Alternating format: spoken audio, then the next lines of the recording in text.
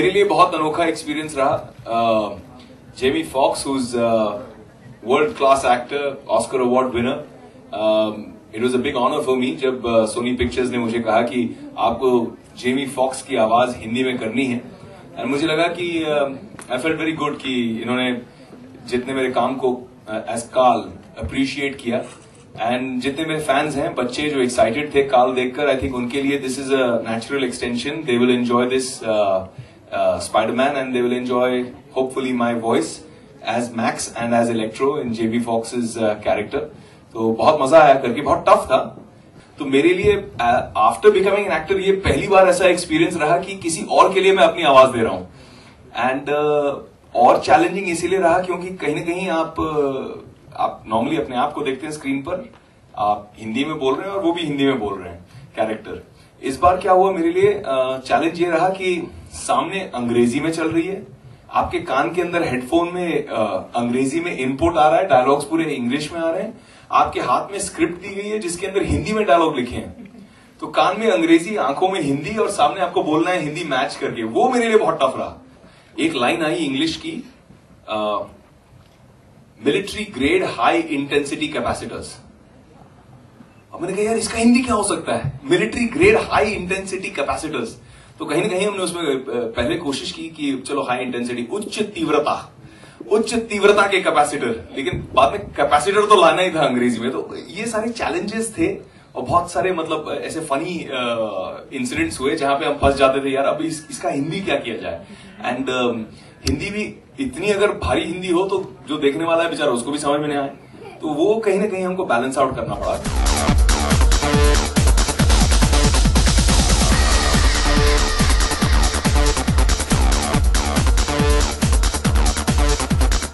I'm a huge Jamie Foxx fan. I love his work.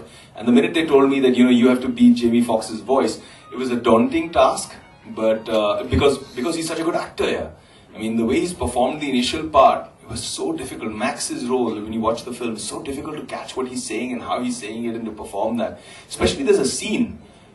And I don't know, did you show them that scene when he's talking, his birthday scene, when he's talking to himself in the mirror? Oh, what? That hair-raising scene. I think that's one of the best performances I've seen of Jamie Foxx, where he's talking to himself. It's incredible. But ये hero लोग थोड़े से boring होते हैं यार. ये यूनिडायमेंशनल होते हैं कैरेक्टर्स. ये जो सॉरी, ये पता नहीं फिर बांध देगा मुझे वेब लगा के. बट ये जो है ना इलेक्ट्रो का कैरेक्टर, ये बहुत एक्साइटिंग था मेरे लिए. और खासकर चैलेंजिंग इसीलिए रहा बिकॉज जेमी फॉक्स ने इतना बढ़िया काम किया है.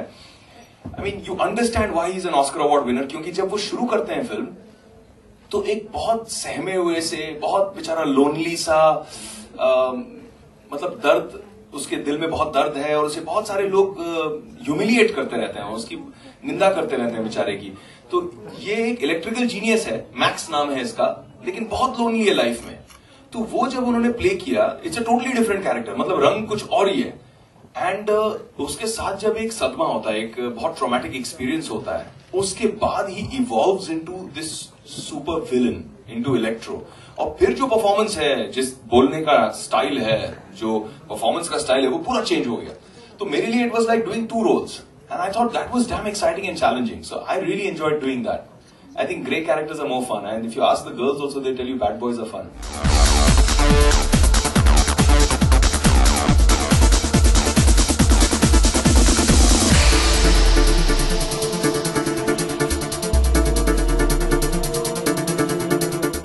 No, yeah, whether it's Hollywood or whether it's Bollywood or Tollywood or Collywood, Lollywood, wherever it is, if it's a good role, if it's a good film, I've always said that I'd love to be a part of it.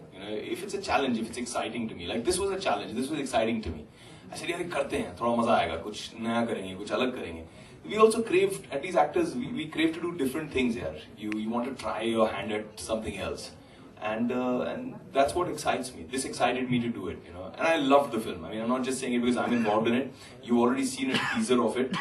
मुझे लगता है कि among all the amazing Spider-Man films yet, all the Spider-Man series, all the cartoons I've watched, all the films I've watched, this has to be the best. मुझे तो लगता है ये मतलब संपूर्ण मसाला फिल्म है.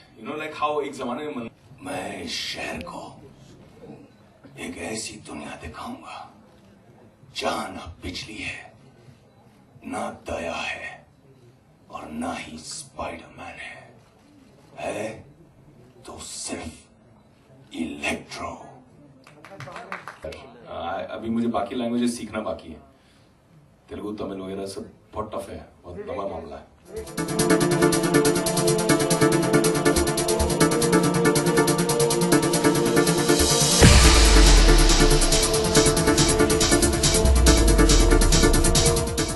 For more news and gossip, don't forget to subscribe to Bollywood Helpline.